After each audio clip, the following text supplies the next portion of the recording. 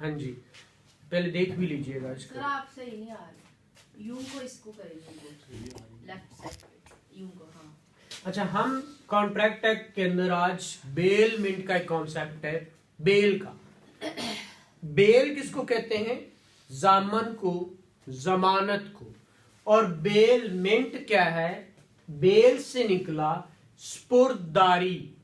अब ये ऐसा कॉन्सेप्ट है बेल के अंदर, आपके कॉन्ट्रैक्ट के अंदर। कॉन्ट्रैक्ट आपने पढ़ा हुआ क्या? कॉन्ट्रैक्ट के इंग्रेडिएंट में कंसीडरेशन नेसेसरी है, ऑफर एक्सेप्टेंस नेसेसरी है। इसके अंदर ऑफर एक्सेप्टेंस की जरूरत नहीं। ये वो कॉन्सेप्ट है जो हम रोज जिंदगी में करते हैं, रोज करते हैं। कैसे कि भाई मैं तेरे हवाले कुछ चीज कर गया, यार ये पकड़ना, मैं आया मोटरसाइकिल रख ले, मैं पिंड चलना।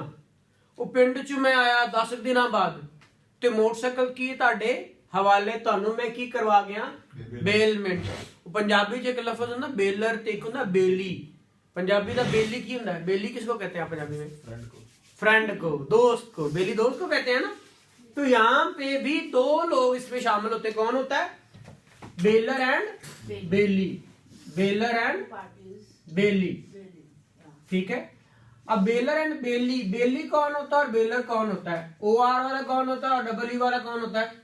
Sir, the person having possession of the subject matter हाँ? is baler, हाँ, and the person जो रखवार है वो बेलर होता है, कि जो रख रहा है वो बेलर होता है। जो रखवा रहा है वो बेलर हुआ। हाँ, अच्छा, जिसके पास रखवाया जा रहा है वो कौन है? वो बेली। तो मेरा बेली वही है ना जो मेरी चीज का ख्याल करेगा। बेली तो वही हुआ ना, दोस्त तो वही हुआ ना। बेलर और बेली दो पार्टीज।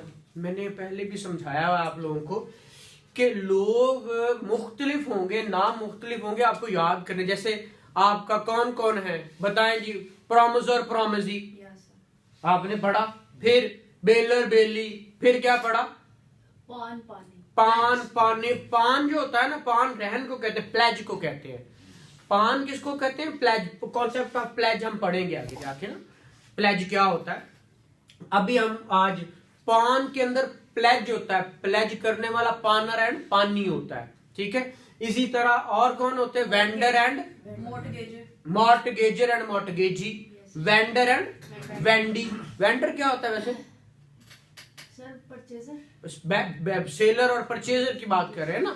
तो वो vendor and vendee, seller and purchaser की जो हम बात करते हैं।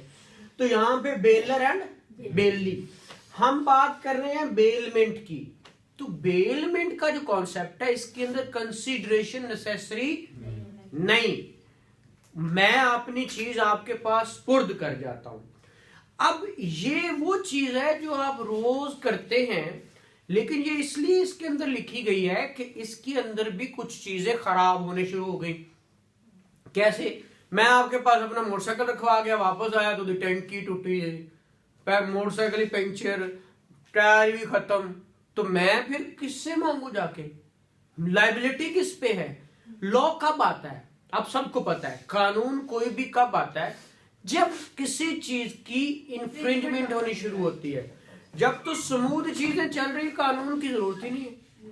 भाई आप दोनों लड़ रहे, आप दोनों आपस में घर बैठे सुकून से, कोई कानून आप पे लागू होगा? या आप पर्चा करवाओगे किसी के खिलाफ, या सिविल सूट करोगे? नहीं। तो कब करोगे? जब कोई खराबी पैदा होती है मुआशरे में, जिसमें खराबियां पैदा होती हैं ना, उस वक्त सारा काम, उस वक्त कानून बनते हैं, उस वक्त कानून स्टेप इनटू शूज होता है। अदरवाइज कानून आपके सर के ऊपर फेर रहा है, आपको शेल्टर दे रहा है। कानून क्या कर रहा है? आपको शेल्टर देता है। कानून बनते ही इसीलिए हैं। जिस वक्त तक, अब आपने देखा होगा जहां पे कानून नहीं, ला कानूनियत है, वहां पे किसी का बहुत ज्यादा ज्यादतियां भी हो रही हैं, बहुत सारा कुछ हो रहा है। क्योंकि जहां पे कानून की हुक्मरानी नहीं है, रूल ऑफ लॉ बड़ा कहा जाता है ना, तो रूल ऑफ लॉ को इम्प्लीमेंट करने के लिए, ठीक है, बहुत सारा कुछ कहा जाता है। Everyone in equal in the I of law, लेकिन पता नहीं वो कहाँ होता है। खैर, हमारे यहाँ ये दुनिया के अंदर मोस्टली कॉन्सेप्ट ये है कि कोई हर जगह जिसकी लाठी उसकी भैंस। तो खैर, इस बात से हम माइट इज राइट वाली बात से हम निकलते हैं। हम अपने वापस कॉन्सेप्ट इधर आते हैं कि कानून बेलमेंट का भी है। भाई मैं जाते जाते कोई चीज आपके पास एक होता है बाय वर्ड एक्सप्रेसली लिखवा के चला जाता हूं, एक होता है इम्प्लाइडली बाय जेस्चर भी लिखवा सकता हूं। ठीक है, मैं जा रहा हूं, इसमें पोजेशन में चीज देना होती है किसी के पोजेशन में। अब आप यहां पे पढ़ने आए हुए हैं, आप अपने बैग किताबें यहां रखते हैं और रख के सर मैं आ रही हूं। अब ये तो आपने नहीं कहा कि ये किताबें मैं रख के जा रही हूं, मैं आ रही हूं, नहीं मैं आ रही हूं। इट मीन्स दैट कि ये किताबें की ख्याल करना इस एकेडमी का, इस सर का, ये एक लायबिलिटी हो गई, जिम्मेदारी हो गई। आप मेरे से ये पूछ सकते हैं, या जा रहे हैं तो जाते हुए कहता हो गए, मीनिंग देयर भाई ये क्या किया आपने, जेस्चर दिए हैं। ठीक है, कि वो चीज आपकी हवाले है। अब इसके अंदर आपने देखना है कुछ लायबिलिटीज होती हैं, कुछ ड्यूटीज होती हैं, लायबिलिटीज होती हैं। ठीक है, किस किस की, राइट और लायबिलिटी दोनों पैरेलल चलते हैं, ये याद रखिए। हमारे मैंने बहुत दफा आपको बताया हुआ है कि एक होता है राइट, क्या होता है Right. और एक होती है लायबिलिटी। ठीक है, एक ड्यूटी भी होती है, अभी मैं बताऊंगा ड्यूटी और लायबिलिटी में क्या फर्क है। ठीक है, राइट, लायबिलिटी और ड्यूटी होती है। जहां ये दोनों पूरी हो जाए वहां पे तो किसी कानून की जरूरत ही नहीं है। जहां पे इन्फ्रिंजमेंट आती है वहां पे क्या होता है, रॉन्ग। क्या होता है, रॉन्ग होता है, गलती होती। जहां गलती होती वहां पे लो आता है, ये याद रखना।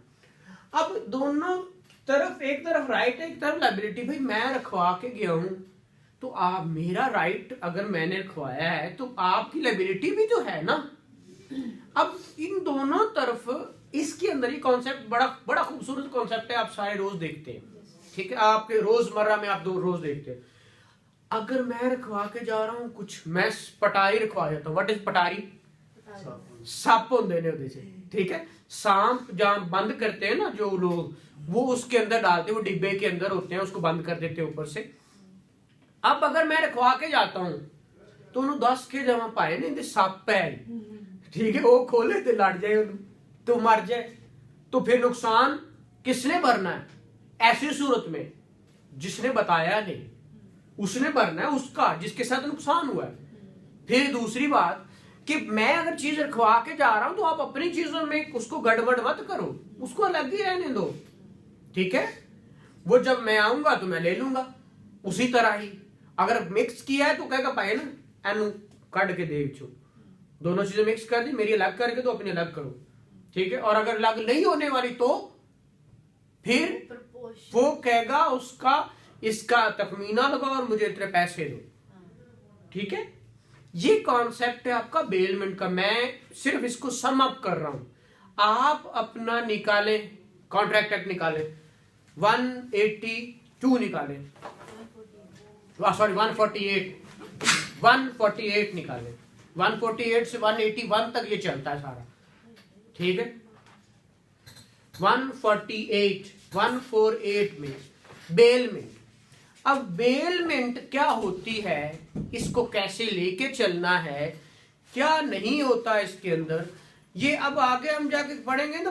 प्लेज भी एक बेलमेंट की कॉन्सेप्ट है। प्लेज भी किसमें आता है, बेलमेंट में आता है। याद रखिएगा कि प्लेज, वो कहता है प्लेज भी क्या है, बेलमेंट। बेलमेंट ही है स्पुरदारी, उसके अंदर सिर्फ पार्टी चेंज हो जाएंगे। फिर उसके बाद हम एजेंसी पढ़ेंगे, एजेंसी क्या होती है, चेंज होगी ना। हाँ बस, और हाँ बिल्कुल ऐसा ही। और सब्जेक्ट मैटर तो दोनों में कोई भी हो सकता है। तो ये आपका क्या है, बेलमेंट है।